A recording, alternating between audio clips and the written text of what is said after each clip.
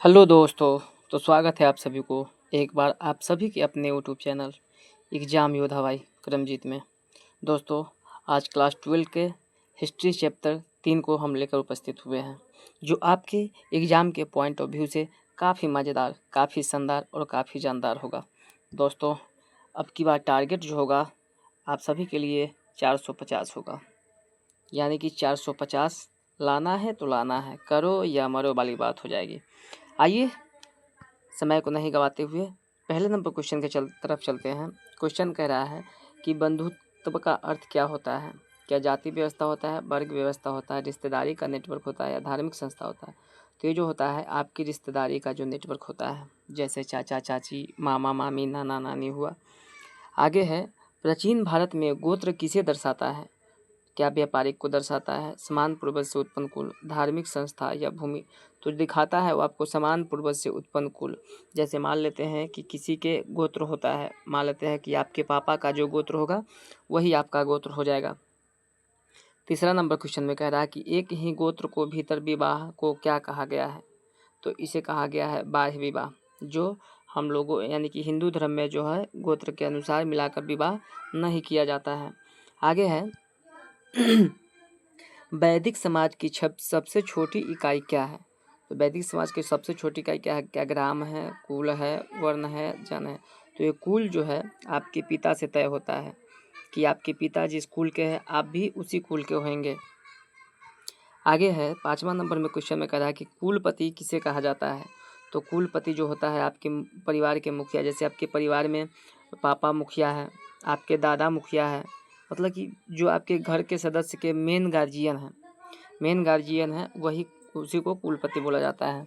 आगे है 6 number question में कह रहा है कि वैदिक समाज में सबसे ऊंचा वर्ण कौन सा है? तो वैदिक समाज में क्या क्षत्रिय है, वैश्य है, शूद्र है? तो ब्राह्मण है आपका राइट आंसर, ब्राह्मण है। उसके बाद में आपका जो है क्षत्रिय है, क्षत्रिय के बाद में वैश्य के बाद में आपका शूद्र है, यानी कि 4 वर्णों को दर्शाया गया है वैदिक समाज में। आगे है कृषक वर्ग को किस वर्ग से संबंधित है? तो कृषक वर्ग जो है किस वर्ग से संबंधित है? क्या ब्राह्मण से है, क्षत्रिय से है, वैश्य से है या शूद्र से है? तो राइट नंबर ऑप्शन आपका हो जाएगा, यानी कि ऑप्शन नंबर सी वैश्य से है, संबंधित हो जाएगा। शूद्रों का मुख्य कार्य क्या है? तो शूद्रों का मुख्य कार्य जो है वो है आपको सेवा करना। किसको सेवा करना? यानी कि ब्राह्मण, क्षत्रिय और वैश्य को सेवा करना काम है। पंडित को क्या काम है, मतलब उसके बाद में आगे देखते हैं। 9 नंबर क्वेश्चन में कह रहा है कि वर्ण व्यवस्था का उल्लेख किस ग्रंथ से मिलता है? तो वर्ण अवस्था के मिलता है उल्लेख दोस्तों आपको मनुस्मृति से मिलता है। किससे? मनुस्मृति से मिलता है। मनुस्मृति की संख्या जो है आपके दोस्तों 6 है। आगे है महाभारत के अनुसार विवाह कितने प्रकार के होते हैं? तो महाभारत के अनुसार दोस्तों जो होते हैं आपके 8 प्रकार के विवाह होते हैं। कितने प्रकार के? 8 प्रकार के। अनुलोम विवाह का अर्थ होता है, अनुलोम विवाह का अर्थ जो होता है वो होता है उच्च वर्ण का पुरुष और निम्न वर्ग का स्त्री। मतलब कि मान लेते हैं कि उच्च वर्ग का पुरुष है, जैसे क्षत्रिय है, और निम्न वर्ग का जो स्त्री है उससे शादी हो जाता है तो उसको अनुलोम विवाह कहा जाता है।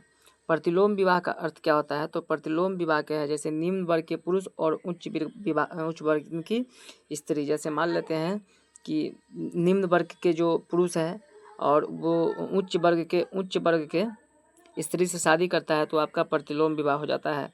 आगे है कि महाभारत को किस नाम से जाना जाता है?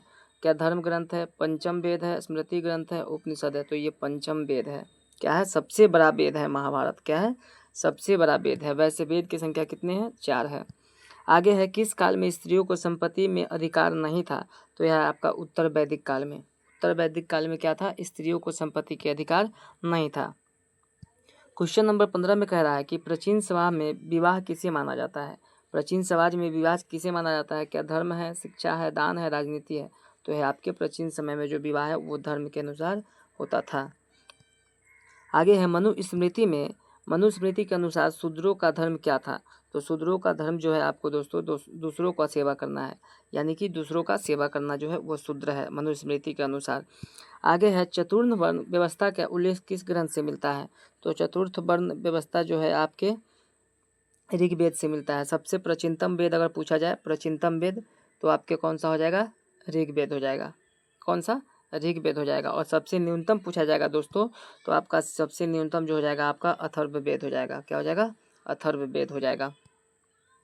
आगे है कि महाभारत की रचना किस लिपि में हुआ है? तो महाभारत की लिपि जो है आपका ये संस्कृत लिपि में हुआ है। क्या? संस्कृत लिपि में आपके महाभारत की रचना हुआ है। उसके बाद में रामायण की बात करें तो रामायण भी है दोस्तों आपको संस्कृत लिपि में लिखा गया है, संस्कृत लिपि में लिखा गया है। अगर महाभारत के रचयिता पूछ लिया जाएगा तो महर्षि वेद व्यास हो जाएगा। क्या? महर्षि वेद व्यास हो जाएगा। आगे है कि विवाह में बाह्य विवाह किससे संबंधित है? विवाह जो है उसमें बाह्य विवाह किससे संबंधित है? तो दोस्तों आपको जो गोत्र से बाहर होता है, गोत्र के बाहर जो होता है वो आपका है बाह्य विवाह हो जाएगा। क्या हो जाएगा? बाह्य विवाह हो जाएगा। प्राचीन काल में स्त्री की सबसे बड़ी पहचान क्या थी? तो पुत्री, पत्नी और माता थी। क्या? किसी के पुत्री होगी, किसी की माता होगी और किसी के पत्नी होगी, यही स्त्री के पहचान थी। आगे है ऋग्वेद में वर्ण व्यवस्था की चर्चा किस सूक्त से मिलता है? तो ये जो दोस्तों है आपके पुरुष सूक्त से मिलता है। ऋग्वेद में है दोस्तों जो आपका 1028 गो सूक्त है। कितना? 1028 सूक्त है और 10,462 गो ऋचाएँ हैं। मतलब कि इसकी रचनाएं जो है 10,462 हैं। आगे है कि किस वर्ण के सबसे नीचे स्थान दिया गया है? तो आपका सबसे नीचे स्थान जो है आपका शूद्र के है। शूद्र के काम क्या था? तो सभी के सेवा करना था। किस क्या का? सभी का सेवा करना था। किस वर्ण के कार्य शासन और रक्षा करना है? तो जो है आपका क्षत्रिय जो है, क्षत्रिय क्या करता था? युद्ध लड़ता था। क्या करता था? क्षत्रिय युद्ध लड़ता था। क्षत्रिय जो है युद्ध लड़ते थे। ब्राह्मण क्या करते थे? पूजा पाठ कराते थे। क्या करते थे? पूजा पाठ कराते थे। वैश्य क्या करते थे? तो वैश्य आपके व्यापार करते थे और शूद्र जो है इन तीनों को सेवा करता था प्राचीन के अनुसार। आगे है कि किस वर्ण के कार्य शिक्षा और यज्ञ करना है?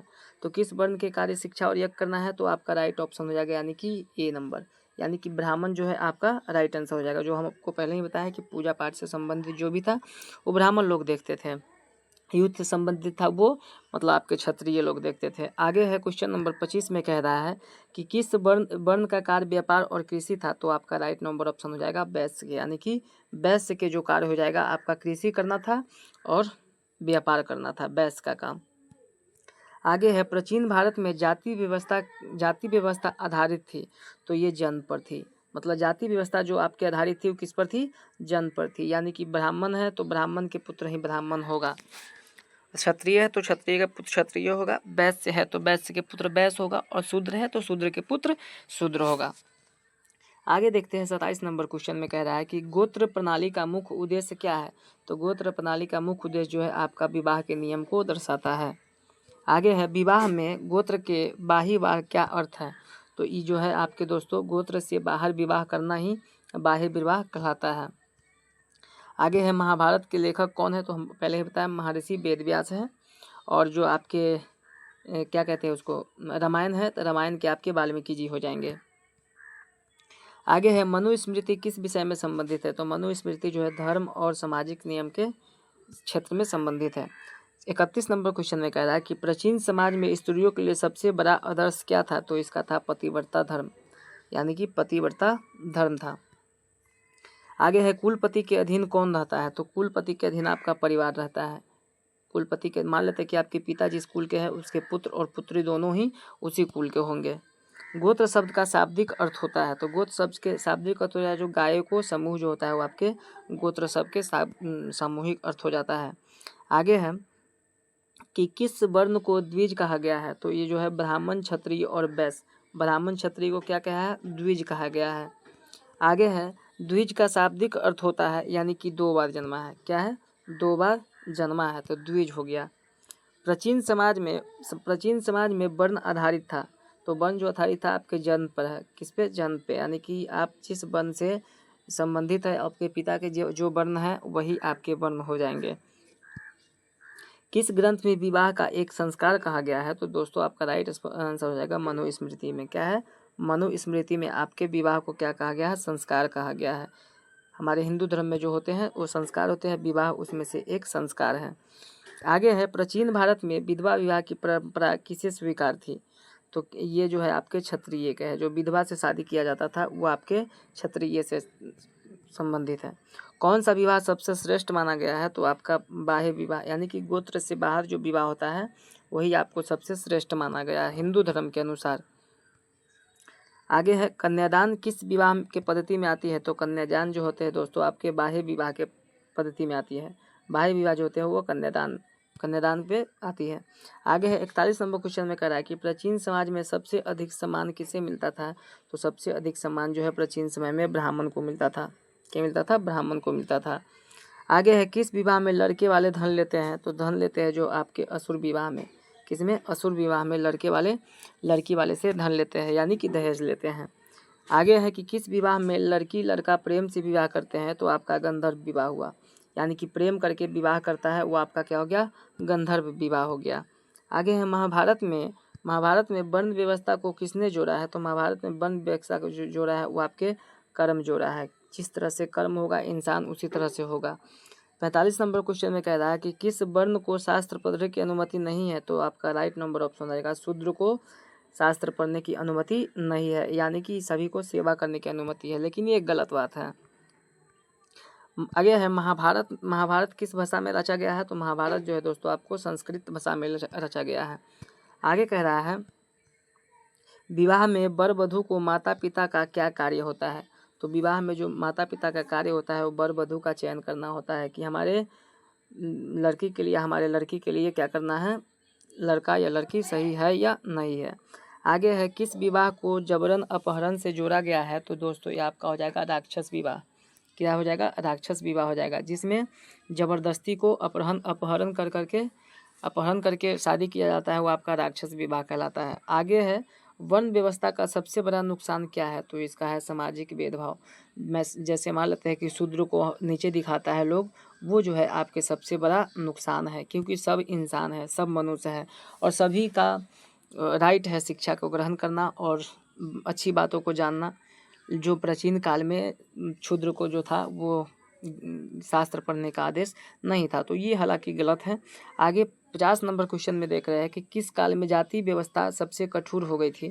तो आपके मध्यकाल में जो था जाति व्यवस्था था जो था आपके चरम पे था, उत्तम चरम पे था। तो दोस्तों ये है आपके कुछ 50 महत्वपूर्ण सवाल जो आपके एग्जाम में डायरेक्टली आपको देखने को मिलेंगे। टारगेट आप सभी का रहेगा 50 और कमेंट में आप सभी लोग लिखे 450 है सर टारगेट।